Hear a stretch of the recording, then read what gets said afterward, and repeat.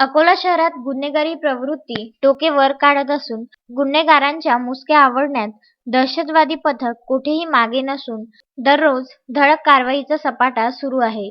जिल्हा पोलीस अधीक्षक जी. श्रीधर यांच्या मार्गदर्शनाखाली कार्य करणाऱ्या दहशतवाद विरोधी पथकास 4 मार्च रोजी विश्वसनीय सूत्रांकडून माहिती मिळाली की अकोला शहरातील कलालाची चाळ परिसरात वास्तव्यास असणारा इसम अनवर खान इब्राहिम खान हा त्याच्या राहत्या घरात तलवारी तयार करून देतो.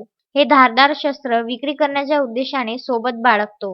त्याच्याजवळ 2-3 छर्र्याच्या बंदूक, एअर पिस्तॉल सुद्धा आहेत. अशी खात्रीलायक माहिती मिळाल्यावरून पंचसक्षम आरोपीच्या दुकानात छापा टाकला असता दुकानातून 3 छर्र्याच्या एअर पिस्तॉल बंदुका किंमत 6,000, 2 नग तलवार किंमत 2,000 रुपये, स्टीलची कुकरी किंमत 1,000, स्टीलची गुप्ती किंमत 1,000, तलवारीच्या 4 मुठा किंमत 8,000 रुपये, स्टील पाते लांबी 85 सेंटीमीटर किंमत 1,000 रुपये, लोखंडी स्टील रॉड किंमत 500 रुपये, लोखंडी स्टील पाते तलवार बनविण्यासाठी किंमत 500 रुपये, एक ग्राउंडर मशीन किंमत 5,000 रुपये, हातोडा, छन्नी, कानस किंमत 1,000 असा एकूण 25,000 रुपये किमतीचे धारदार शस्त्र व शस्त्र बनविण्यास लागणारे साहित्य विनापरवाना बेकायदेशीररित्या आरोपीच्या जवळ मिळून आल्याने आरोपी अनवर खान इब्राहिम खान राहणार कलालाची चाळ याच्या विरुद्ध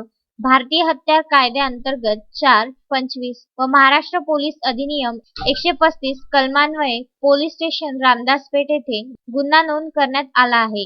ही कार्यवाही जिल्हा पोलीस अधीक्षक जी. श्रीधर यांच्या मार्गदर्शनाखाली दहशतवाद विरोधी पथक यांनी केली आहे. बाळासाहेब गणोरकर, विदर्भ न्यूज, मूर्तिजापूर.